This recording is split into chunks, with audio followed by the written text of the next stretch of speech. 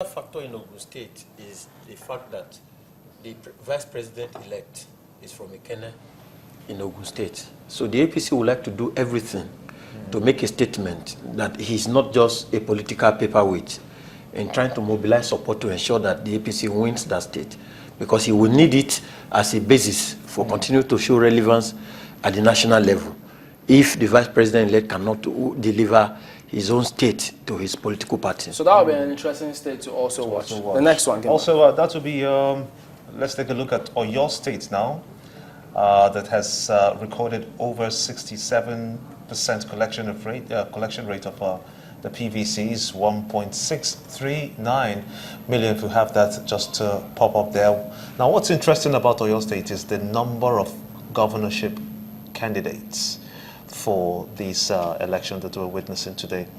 Most prominent of them will be ones that we already know. Alawa Akala is there. The incumbent governor, Abiola Ajimobi, is also there. We're looking at Folare, and Ladoja is also there. How do you expect this to play out? You know, Oyo State is an interesting case.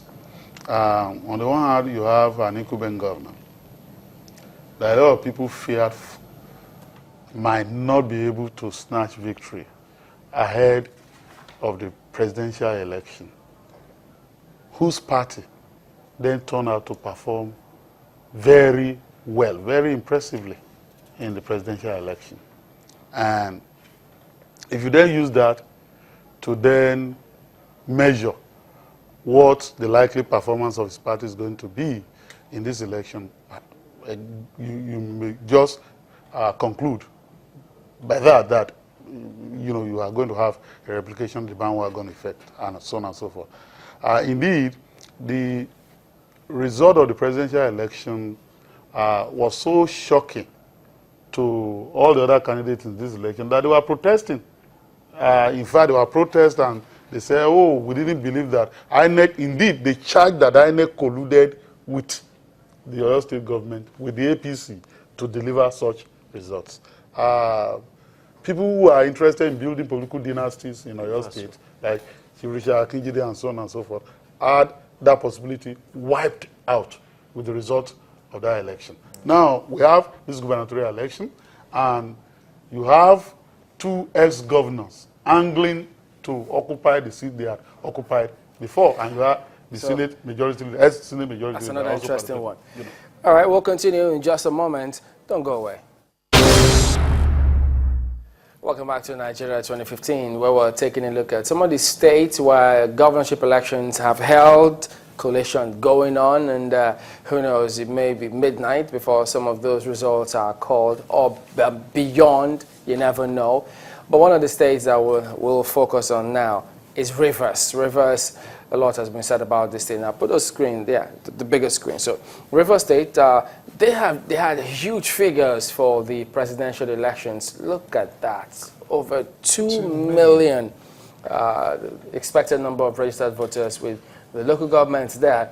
But let's flip to the leading candidates in Rivers State now, which has been in the news for a long time. So we have Nyesom Wike, Dakuku Peterside. You also do have a Labour Party candidate. So all of them, but these two leading the front line. Wow, where will this swing? Many wonder. Traditionally, PDP is that's traditional PDP state, but is occupied presently by the APC. The challenge we have with Rivers State is that the PDP candidate is purely a grassroots man. Nyesom Wike. From all the antecedents that we have seen in the election. It's not just because he's a member of the PDP. If you watch the trend since this election started, you hardly see him on television, you hardly see him. He's going into the hinterlands to be able to do campaign. And then secondly, there is a lot of sentiment in Rivers now that the incumbent governors seem to have paid them wrongly by aligning with the opposition party to make their own son of the soil, in quote, to lose the election. And then when you look at the margin of the presidential election, 1.6 million to about 600,000, it's difficult to breach that gap. And then the first lady is from that state, and she had gone back to her local government to be mobilizing. I believe generally that if you look at the trend of voting in Rivers State, it's likely to be a landslide for Nyesom Wike. It's almost likely. Something that is going to be very interesting about this election, I'm just trying to recalibrate and find out who was in control of Rivers in the botched Third Republic, whether it was SDP or NRC. We never got to have a president because of the annulment of June 12th election. But the politics of Rivers, right from the Second Republic, has been the politics of the center. And that's very interesting. Politics of the center. MPN, the Melford Okilo days, was in control of it's Rivers. Yes, Rivers, Melford Okilo, MPN. And I know that those times, because of the work Chief Obafemi did in those areas, calling for Calabar, Ogoja, River State, having people, allies there, he served in Calabar, in prison, and so on and so forth. So, felt that party was going to make some gains in those elections. But so their politics always align with the center. And so what we're going to see, if the PDP emerges as likely to be, given what my learned friend has said, and given the pattern, given the fact that a party is crying foul, another party is saying we are okay, and all that. Given all those, PDP will emerge, and then post May 29, that will then be the first time in recent that you are going to have a party at the center that is different from the party that's governing. That's very interesting. With Rivers, I think what is happening in Rivers is a mystery. In the presidential election, during the presidential election, the governor of Rivers State, Rotimi Amechi, had clearly shown dissatisfaction with how the elections had been conducted. He had talked about no elections holding in most of, if not all of the states. But when the results came out, the voter turnout in Rivers State was the highest in the country. And by voter turnout, we mean the total number of valid votes as compared to PVCs collected. 73%. That was the highest in all 36 states in the country. And why it's a mystery is most times when there's a perception or reality of high level of violence, what you will notice is most people stay home, you have lower voter turnout, but with Rivers, it doesn't add up. You have high perception of violence, high perception of confusion. But the last elections, they had about 2 million. Yeah, and that's what we're saying. So the voter turnout in Rivers is high, highest in the country, despite high level of violence. And I think we need to really understand. And it trumped, very interestingly, because you are making the analysis then, it trumped the national average in that election. He stood out of the entire And don't forget that Rivers has a record of militancy. It used to be an amalgamation of Bayelsa in the past. So you go back to Kayama Declaration, Adegboruwa, you go back to Sarawiwa. So even if violence is taking place, there are people themselves who are born and used to violence and militancy. And that's why in spite of the violence, they will still come out to exercise that mandate. Let's close with this. If PDP wins, how about the handing over? How is it going to happen? It's an opposition state. There will be a handover. There's not Look, let's get serious as part of our party shot. Regardless of how this election turns out to be.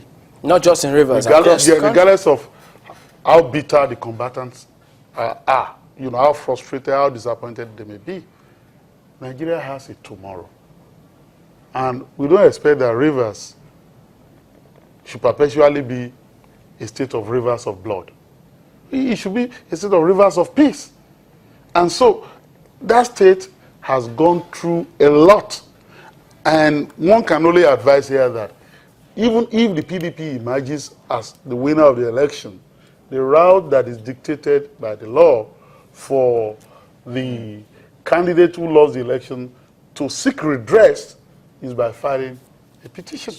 And that candidate can then have the assurance that hopefully post-May 29, there will be a freer, a more liberal environment and judicial environment Okay. to credibly look at the election petition and do justice to those petitions. Let's make that briefly. We're out of time. Quickly. It's going to be interesting. When we're talking about perceptions, Transparency International recently concluded a survey, Corruption Index in Nigeria, and when it comes to judgment, the results from Transparency International stated that 66% of Nigerians say that the judiciary is corrupt. There's a low level of confidence in the judiciary.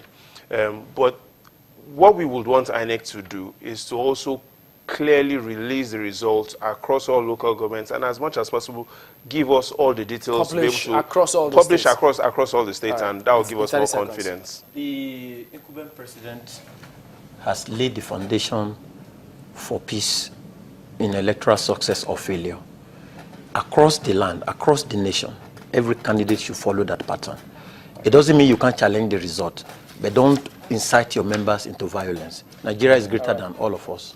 Well, that's the show today. I have to thank Babajide Ogunsonwo, GT Ogunye, both of them, Channels TV's election consultant, and then we also thank Bunulu Adegboruwa, rights activist and a legal practitioner. Thank you all for coming in today. Thank you very much. Well, that's it today on Nigeria 2015, our continuing coverage of the elections. Many thanks indeed for being a part of it. I am Gimba Umar. I'm Chamberlain. So the coverage continues after the news at 10. That'll be by 11. I'm Chamberlain. So have a good night.